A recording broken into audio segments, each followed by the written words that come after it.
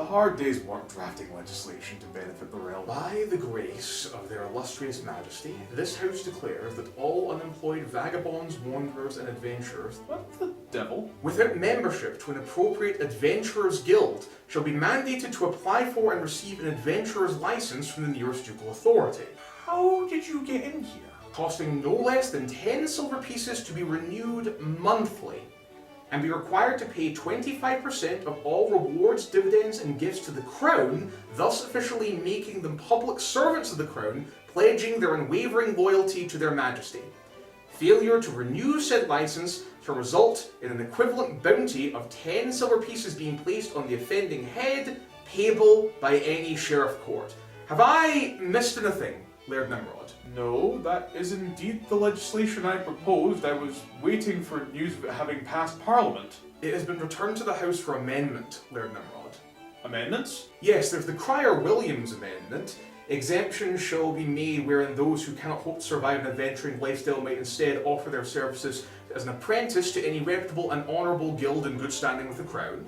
Oh, well, that's certainly one way to deal with the poor question. Yeah, that amendment is why I'm here offering you exile instead of letting the monarch drag you to the capital to execute you instead. Exile? Yes, or execution. What do you mean, exile? I mean that you take a fat person, anything else of value in here, and board a ship across the ocean to the western door, or literally anywhere else as far as I'm concerned, as long as you're outside of the realm's borders before sunrise when news of this reaches the monarch's breakfast table. I don't understand. The crown is so strapped for cash that they had to resort to borrowing money from the merchants. I thought their majesty would rejoice at a bill that mandates a system of national taxation. Speaking as the person who spent near enough a decade in secret establishing both a national civil service and tax system, legislating something should exist doesn't make it appear overnight! Oh, okay. That's valid. This legislation demands an adventurer, whatever the hell that means, joins an appropriate guild, which will now presumably need to draft legislation to create, inspect, and regulate. Ah, yes. Well, I could probably write that up. Then we get to the tax itself! A gold piece a month and a quarter of their loot? Yeah, I mean, it seemed reasonable based on what they earn. Do you have any idea what a gold piece is worth to the average wandering mercenary? The way I hear it, they're always carrying around chests full of half-inch thick gold coins and gems. We aren't even a fully cash economy, and you just presented Parliament with a 25% tax on walking around while earning money, which, annoyingly, outlaws people who don't pay it! Annoyingly? Discounting that you've just made the crown an enemy of every jaded mercenary in its borders with a couple of silver in their pocket? Oh.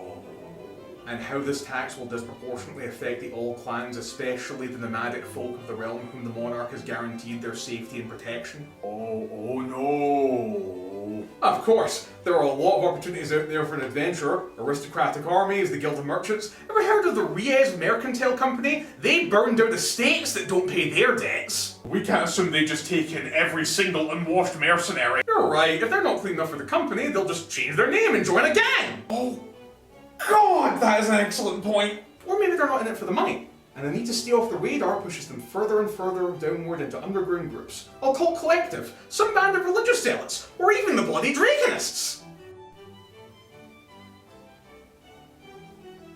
Can the monarch not just veto the law? Oh, we're well past that, you fucking idiot! Why? Because that's it. The cat's out of the bag. Even if the monarch vetoes this, you have now opened the floodgates for an absolute tsunami of bullshit legislation that I will now have to pick through with a fine-tooth comb. I'm so sorry. I was only trying to help. And it's those good intentions that are why I am offering you exile, which you will be thanking me for because if the Planter Amendment passes, it will mean your immediate execution warrant. The Planter Amendment? Exemption shall be granted for those servants of the holy temples of Aranya, the holy orders of paladins, and the most pious and holy monastic orders. Oh, well that sounds perfectly fine actually. If you think, say, the Paladin Order of Vengeance are scary now, imagine what they're going to look like when a legion of bloodthirsty mercenaries turns up looking to join them as aspirants for tax purposes. Sweet gracious gods, what the fuck have I done? Permanently altered the political fabric of the realm in a way that is no doubt going to result in our having to recruit a professional standing army in an era of feudalism. So I'd say haste ye back, but no.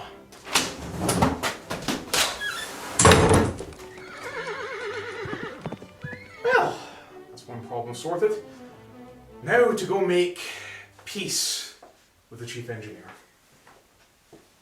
Special thanks to my Mythic and Sandwich tier patrons Dugrin, Griffin Provenzano, Devil, and Brandon Creer. And an extra special thank you to my early backers Ryan Henderson, Winterslade, D Sparrow, Dugrin, Watchful Spirit, Harrison Pollen, Gunnar, Computer Coder, Patchwork Wizard, Zed Pickering Polstra, William Ferrari, Isaac Davies, Shot Mac, Andrew Davis, Lemon Planter, Sora Mayura Yukino, Displacer Cat Shi, Zynorax, Gabriel Shepherd, Harry 1863, Anthony Williams, Kay Burnett, Peter Allen, Michael Douglas, Jordan S., Aaron Grover, Wanna Trip Baby, Damian Lane, Carl Lilia, Righteous Steak, Thomas O'Neill, Joshua Smith, Jenny Size, Matthew, and Evan Haggard.